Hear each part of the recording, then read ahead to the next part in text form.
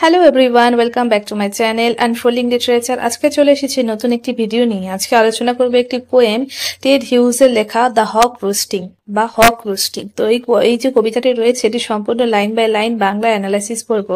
তার আগে Ted huge সম্পর্কে সামান্য জেনে নিচ্ছি, চলো।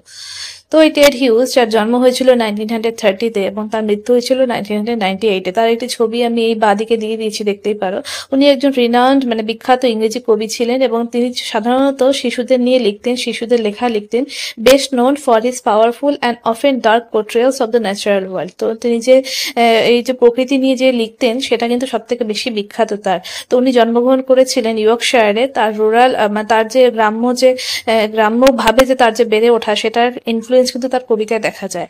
আর উনি কেমব্রিজ বিশ্ববিদ্যালয়ে পড়াশোনা করাকালীন সিলভিয়া পাথের সঙ্গে তার দেখা হয় এবং তার সঙ্গে কিন্তু তার বিয়ে হয় পরবর্তীকালে। তো সিলভিয়া প্লাথ তিনিও কিন্তু একজন বিখ্যাত কবি ছিলেন।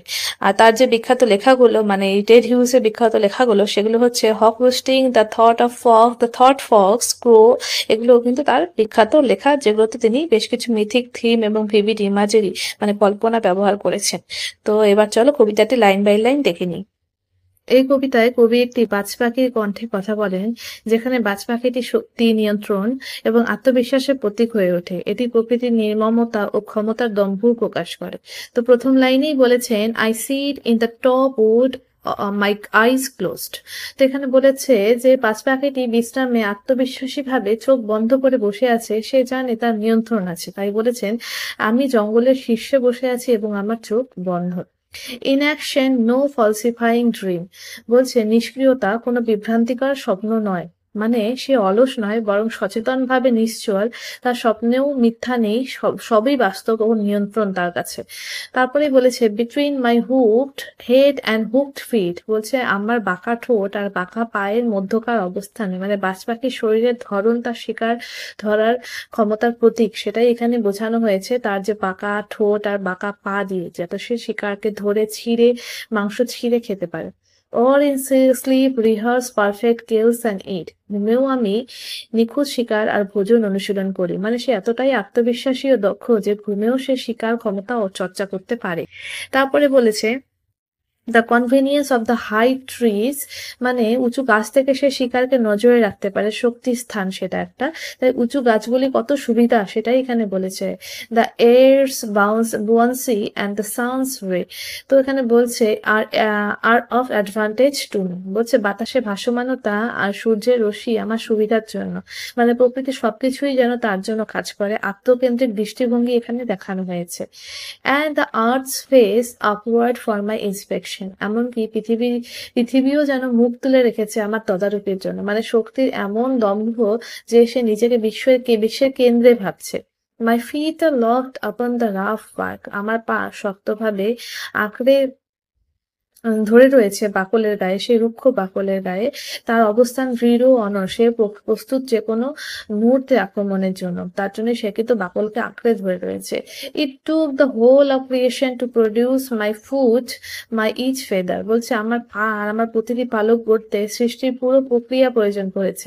নিজের প্রকৃত চূড়ান্ত সৃষ্টি মনে করছে সে। তার অহংকারের এটা একটা চূড়ান্ত রূপ আমরা এখানে দেখতে পাচ্ছি। Now I hold creation in my foot. এখন বলছে, এখন আমি আমার পায়ের নিচেই সেই সৃষ্টিকে ধরে রেখেছি। সে মনে করে সে এখন সবকিছুরই নিয়ন্ত্রক।